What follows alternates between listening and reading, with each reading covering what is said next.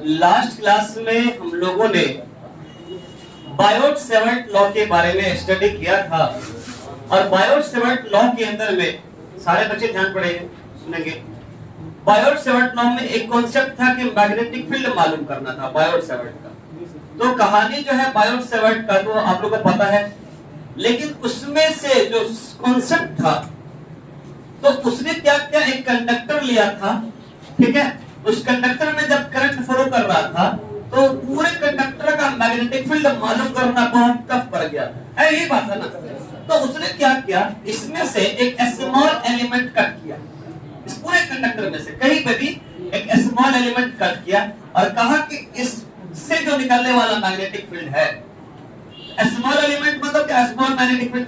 अब उसने क्या किया, एक पॉइंट ले लिया, तो इस करंट एलिमेंट से जो हमारे पास इसकी दूरी कुछ ना कुछ तो होगा, तो उसने जो पूरे कंडक्टर से मैग्नेटिक फील्ड नहीं निकाल पा रहे थे तो उसने एक स्मॉल एलिमेंट को कट किया, इससे निकलने वाला मैग्नेटिक फील्ड इस पॉइंट पे कितना पहुंच रहा है उसको पता लगाने के लिए बायोट-सेवर्ट लॉ है। लेकिन अब हमको उससे और डीप में पढ़ना है, बहुत अच्छे से पढ़ना है, तो उसके लिए हम लोग को एप्लीकेशन का पढ़ना बहुत जरूरी होगा। एप्लीकेशन में ये कहा गया है कि एक ये है और भी हमारे पास एप्लीकेशन है एडवांस, ये आपका सिलेबस के हिसाब से ये आपका है, ये आपका बोर्ड एग्जाम में 3 से 4 बार पूछा हुआ है, आप प्रीवियस यानी पीवाईक्यू में देख लीजिएगा, 3 से 4 बार पूछा हुआ है और ध्यान से पढ़ेंगे तो एक बार में पूरा का पूरा बात समझ में आ जाएगा। टॉपिक क्या है हमारे पास कि जो पहला application magnetic field due to uniform circular current loop on the axis, ये टॉपिक को पढ़ के हमको डायग्राम बनाना है और डायग्राम को देखकर एक्सप्रेशन बनाना है, यही काम है फंडामेंटल। तो देखेंगे कि टॉपिक में देखेंगे सबसे पहले कि कंडक्टर किस टाइप का है, कंडक्टर जब ही लेंगे किस टाइप का, उस पर करंट को फ्लो करवा देंगे, करंट जैसे ही फ्लो होगा तो उस कंडक्टर से मैग्नेटिक फील्ड हर जगह से हर पॉइंट से पैदा होने लगेगा। उसके बाद उस कंडक्टर से एक स्मॉल एलिमेंट लिया गया, उस एलिमेंट स्मॉल एलिमेंट से कितना मैग्नेटिक फील्ड किसी पॉइंट पे पहुंच रहा है वो मालूम करना है। तो सबसे पहले आपके पास कंडक्टर किस टाइप का है, आपका सर्कुलर लूप है, लूप का मतलब क्या होता है, क्लोज, ठीक है। तो सबसे पहले हम लोग को ध्यान देना है, ये प्रोजेक्ट भी है, हम आपको वीडियो सेंड भी कर देंगे, तो आप सबसे पहले ध्यान देंगे किस टाइप का बॉडी लेंगे, डिस्क्रिप्शन दे देते हैं कि तरीका देते हैं कि क्या क्या करना है। सबसे पहले आप एक सर्कुलर लूप ले लेंगे, ऐसा मतलब सर्कुलर लूप का मतलब कि सर्किल वाला जो सर्किट है सर्कुलर लूप ले लेंगे। सर्कुलर लूप में आप क्या करेंगे, करंट को फ्लो करवाते हैं, जैसे पूरे कंडक्टर में करंट फ्लो होगा तो आपको पता है कि वो मैग्नेटिक फील्ड जनरेट करने लगेगा सब तरफ से।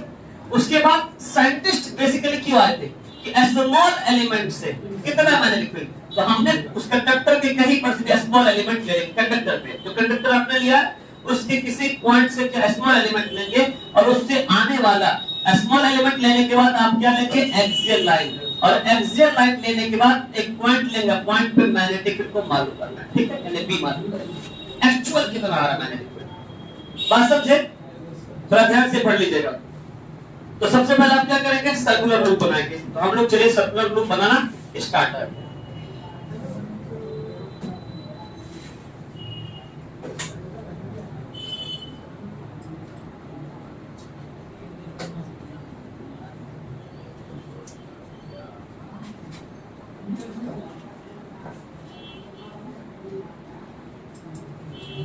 आप सर्कुलर लूप बनाए, आपको दिखने में अगर दिखाएंगे सर्कुलर लूप ऐसे तो आपको सही नहीं समझ में आएगा एक्चुअली कहां पे होगा फिर। तो सर्कुलर लूप है जिसका रेडियस कुछ ना कुछ तो होगा, तो ये सेंटर है और सेंटर से जो रेडियस है हमारे पास है सरफेस का वो आपका, ये पहला काम हो गया सर्कुलर लूप, हाँ या ना। उसके बाद बात आ रहा हमारे पास कि सर्कुलर लूप में क्या करेंगे, करंट फ्लो करवाएंगे। अब देखिए कि सर्कुलर जो लूप है यानी कंडक्टर जो है उसमें करंट को फ्लो करवाना स्टार्ट कर देते। आइए करंट कहां से आएगा, किसी न किसी वोल्टेज सोर्स से, ठीक है, वोल्टेज सोर्स से करंट आ रहा है। जैसे ही कंडक्टर में करंट फ्लो होने लगा तो उस कंडक्टर के अराउंड सब तरफ से हर पॉइंट से हर जगह से मैग्नेटिक फील्ड पैदा होने लगा, ठीक है। तो मैग्नेटिक फील्ड हर तरफ से पैदा होने लगा। तो साइंटिस्ट जो बेसिकली था कि यार हर पॉइंट पे मैग्नेटिक फील्ड आपका अलग अलग आने लगा, तो वहां पर आपको एक स्मॉल एलिमेंट कट किया। तो कहीं ना कहीं से आप क्या करेंगे, करंट को फ्लो करने का क्या हुआ, हर कंडक्टर के हर पॉइंट से मैग्नेटिक फील्ड पैदा होने लगा। और हमको साइंटिस्ट ने कहा था कि स्मॉल एलिमेंट लेंगे तभी मालूम करेंगे, ये बात था मेन कांसेप्ट। तो यानी कंडक्टर कंडक्टर जो हमने जिसमें करंट फ्लो कर रहा है उसमें से एक स्मॉल एलिमेंट को कट कीजिए कहीं पे भी। हमने जो है कट किया यहाँ पर से, आप ध्यान दीजिएगा, हमने कट किया यहाँ पर, ठीक है, मान लेते जरूरत नहीं आप यहीं पे करेगा, यहाँ पे यहाँ पे यहाँ पे। कल जबकि आपको प्रैक्टिकल डायग्राम दिखा गया था कि आपको कैसे करना है, तो आपने क्या किया, स्मॉल एलिमेंट आपने कट किया, मतलब डीएल, ठीक है, यानी क्या हो गया डीएल। डीएल क्या है, स्मॉल एलिमेंट, कि हमको उस पर्टिकुलर जगह से कितना मैग्नेटिक फील्ड किसी पॉइंट पे पहुंच रहा है उसको पता लगा। इतना बात क्लियर है? कोई डाउट है आप लोगों को? डाउट नहीं। फिर आगे बढ़ते हैं, स्मॉल एलिमेंट लेने के बाद आप क्या लेंगे हम लोग, एक्सियल लाइन। पता क्या होता है कि कोई भी बॉडी है, कोई भी बॉडी, जैसे मान लीजिए स्क्वायर बॉडी है, स्क्वायर बॉडी के सेंटर से ऐसी लाइन निकले, सेंटर से जो इनफाइनाइट हो जाता है एक्सियल लाइन है। आप सर्कुलर लूप लेते हैं, सेंटर से इनफाइनाइट हो जाता है एक्सियल लाइन है। यानी किसी भी बॉडी के सेंटर से ऐसी लाइन निकले जो इनफाइनाइट तक जाता है, उस लाइन को क्या बोलेंगे, एक्सियल लाइन। ठीक है, आप यहाँ पर देखा गया कि हमारे पास जो सर्कुलर लूप है उसके सेंटर से हम लोग क्या करेंगे, एक ऐसी लाइन क्लिक करेंगे जहां से क्या होगा, आपका जो इनफाइनाइट तक जाएगा। बात समझ गए? तो आपका कौन सी लाइन है, थोड़ा सा डायग्राम को अच्छे से लाइन क्लिक कर लेते हैं, ठीक है, यह आपका एक्सियल लाइन।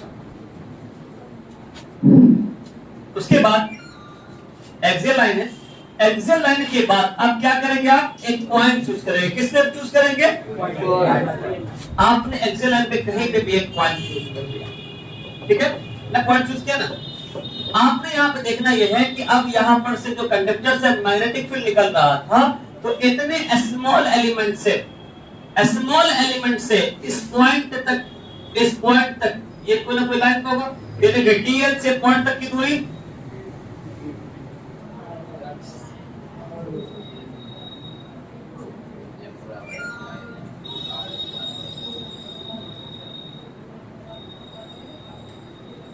यह आपका कौन सी लाइन है, यह आपका डिस्टेंस हो गया आर, है कि नहीं। देखिए डीएल स्मॉल एलिमेंट है, पॉइंट तक की दूरी क्या कहलाता है, आर। तो डीएल स्मॉल एलिमेंट, पॉइंट तक की दूरी क्या कहलाएगा, यानी ए आर है। और ये क्या कहलाता है, पॉइंट पे को क्या मालूम करना है, आपको मैग्नेटिक फील्ड मालूम करना है। डायग्राम अब तक समझे? तो कुल मिलाकर एक छोटा सा क्वेरी बताया था, एक बार रिपीट मार दे रहे हैं, बहुत जल्दी समझ में आ जाएगा बात, बहुत कम समय में। ये बहुत खराब है, जैसा भी हो बस समझने आना चाहिए। जैसे मान लीजिए सपोज ये कॉइल ऐसे रखा हुआ था क्लासरूम में, तो हमने कहा चलो इसको कोई दिमाग से यूज किया जाए। जैसे सपोज आप ये बात जान रहे हैं, ठीक है, ये आपका एक सर्कुलर लूप है, ये आपका एक सर्कुलर लूप है। अगर ऐसे डायग्राम बनाते, गोल ऐसा बनाते तो आपको ऐसा दिखता, लेकिन हमने क्या किया, थोड़ा सा तिरछा करके बनाया, ठीक है। आप देखिएगा ऐसे तो आपको थोड़ा ऐसा ही दिखेगा। तो आपका ये सर्कुलर कॉइल है, जिसका ये क्या है, ये आपका क्या है, ये वाला लेंथ क्या है, रेडियस, ठीक है। आप इसमें करंट को फ्लो करवा दिए, करंट को जैसे फ्लो करवाएं तो इस कंडक्टर के चारों तरफ क्या होने लगा, मैग्नेटिक फील्ड पैदा होने लगा। अब हमारे पास क्या किया, मैग्नेटिक फील्ड पैदा होने लगा, तो बायोट सावर्ट लॉ क्यों है, क्योंकि आप कंडक्टर के किसी भी पॉइंट पे, यानी इतना ही कहीं पे भी आप ले सकते हैं, कहीं पे डीएल कहीं पे ले सकते हैं, स्मॉल एलिमेंट कहीं पे ले सकते हैं। सपोज मान लेते हैं कि ये हमारा थंब है, यानी कि हमारा हथेली है, ये आपका स्मॉल एलिमेंट को इंडिकेट कर रहा है, ठीक है, यानी डीएल को शो कर रहा है, ये डीएल को शो कर रहा है। अब यहाँ से मैग्नेटिक फील्ड निकल रहा है, ठीक है, डीएल हमने ले लिया, सर्कुलर लूप, करंट पास करवा दिए, एक स्मॉल एलिमेंट ले लिए according to Biot Savart law. जब ले लिए तो उसके बाद आप क्या करेंगे, एक्सियल लाइन लेंगे। एक्सियल लाइन क्या होगा, सेंटर से एक ऐसी लाइन निकले जो क्या करता है, इनफाइनाइट तक जाता है, ये इनफाइनाइट तक जा रहा है मान लीजिए।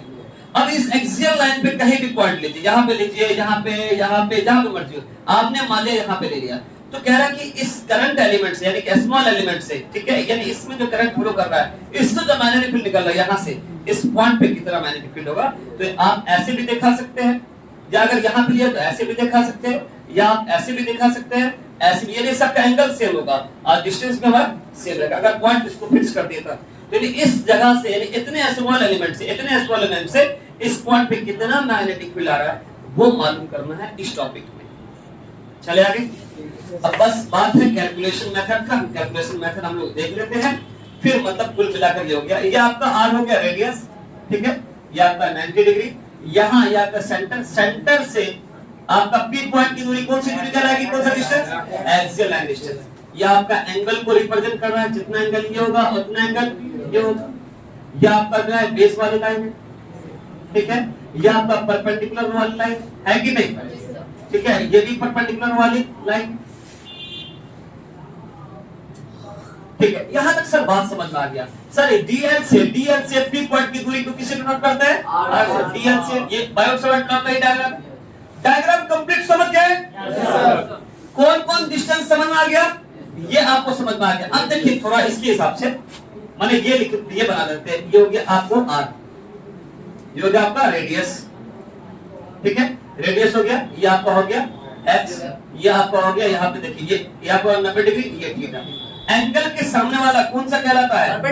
परपेंडिकुलर कहलाता है, ये बेस कहलाता है और ये हाइपोटेन्यूज कहलाता है। यानी ये वाला पॉइंट है और ये वाला पॉइंट ये वाला पॉइंट, यानी ये वाला जो लाइन है वो कौन सी लाइन है? आपका h वाला भी लाइन है। और h का फार्मूला आप पढ़े होंगे √p² प्लस p², है ना, परपेंडिकुलर के स्क्वायर प्लस p²। h का फार्मूला क्या होगा? p² का मतलब क्या हो गया? r² प्लस x², ठीक है। You are achieve variance. You have some energies. You keep the feedback and the, ठीक है, give the reply. What is I study in the classroom? What I teach. ठीक है, आप यहाँ पे देखिए h बराबर होगा √r² प्लस x² हो जाएगा। फिर हमने सर ये भी समझ में आ गया, ये भी आ गया, ये भी आ गया। सर यहाँ पे अगर ये लाइन अगर लिखा जाए dB cos थीटा, सर कैसे आ गया? ये भी बात समझा देते हैं। ये परपेंडिकुलर लाइन जो हमारे पास है d बराबर क्या आ गया? dB sin थीटा कैसे? ये भी बात समझा देते हैं।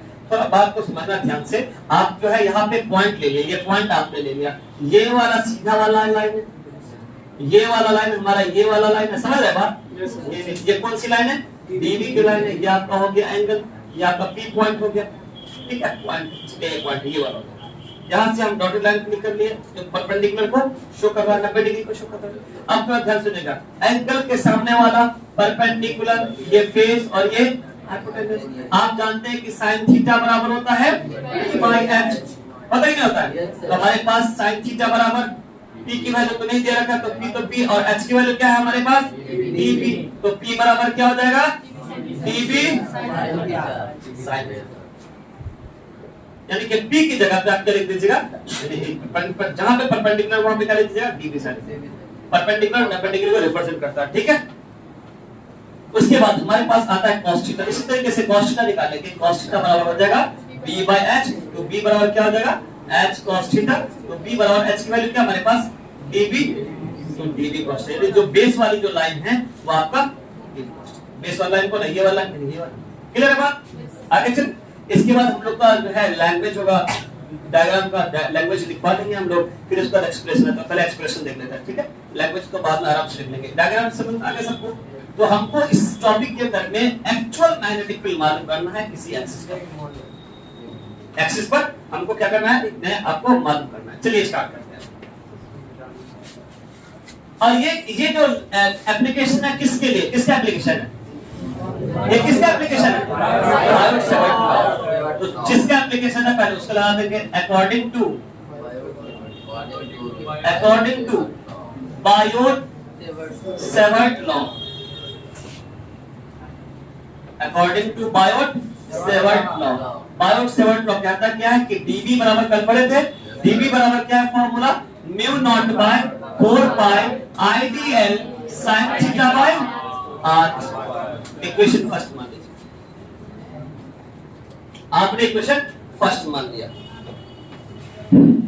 आप जब इक्वेशन फर्स्ट माना तो इसमें से कुछ वैल्यू को निकालना पड़ेगा।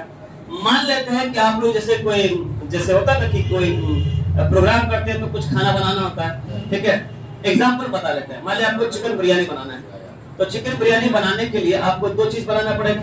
एग्जांपल आपको बता रहे कैसे सॉल्व करते हैं चीजों को।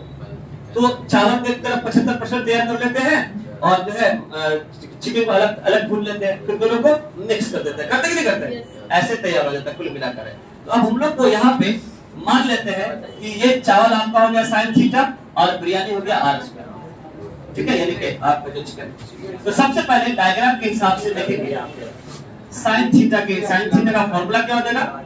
p/h। अब डायग्राम हमारा ये मेन डायग्राम है, देखिएगा थोड़ा सा ध्यान से। ये आपका रेडियस हो गया, ये आपका x हो गया और ये आपका जो है √r² प्लस s²। समझ है ना? ये आपका हो गया थीटा। तो sin थीटा का फॉर्मूला होता है p/h, क्योंकि आपको sin थीटा मालूम करना है, फिर आपको r मालूम करना है फिर दोनों की वैल्यू को इसमें मिक्स कर देना तो बिरयानी तैयार।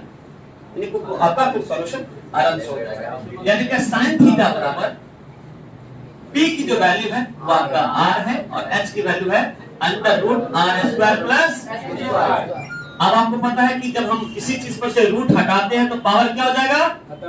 खत्म नहीं होगा दोस्त, 1/2 हो जाएगा। कि जब इस पर से पावर हटेगा,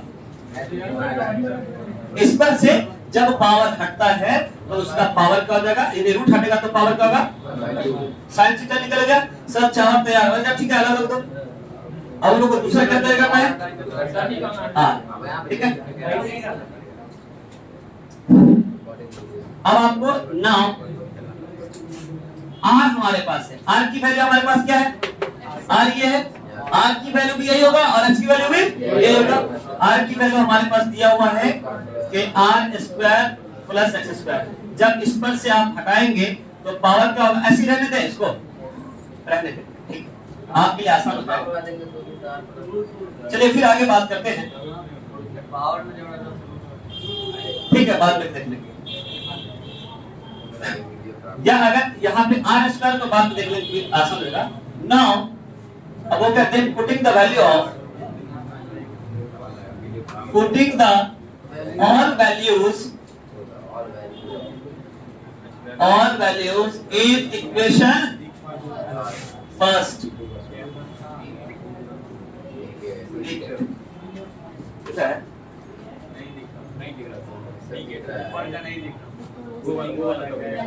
इस साइड में लिखा है,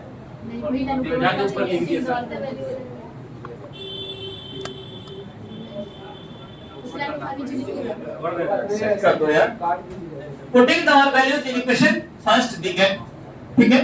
अब हमारे पास जो इक्वेशन फर्स्ट है उसको पहले लिख लेंगे, यानी कि dv बराबर mu naught by 4 pi IDL sin theta by r²।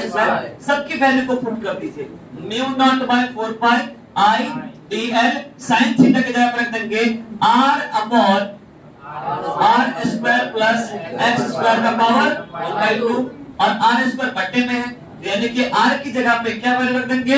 √r² plus x² का स्क्वायर है, यानी r की वैल्यू डाल दिया, s² का स्क्वायर डाल दिया, ठीक है। उसके बाद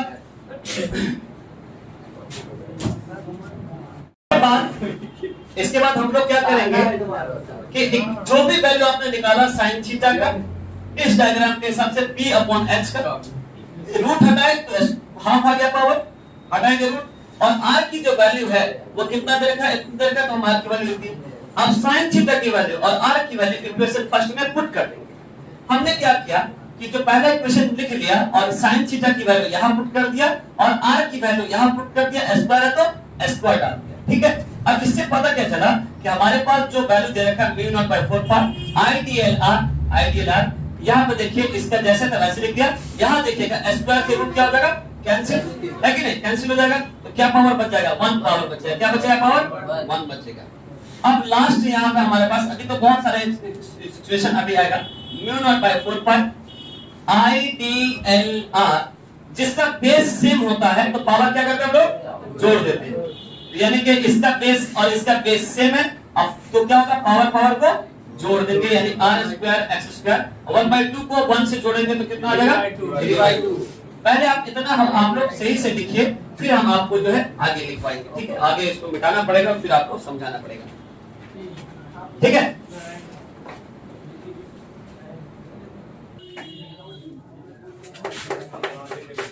आपको यहाँ पर ये जो आइडियल जो भी आया ये वैल्यू को हमने फिर से उतार दिया, लगातार हम चल रहे हैं वहाँ पे।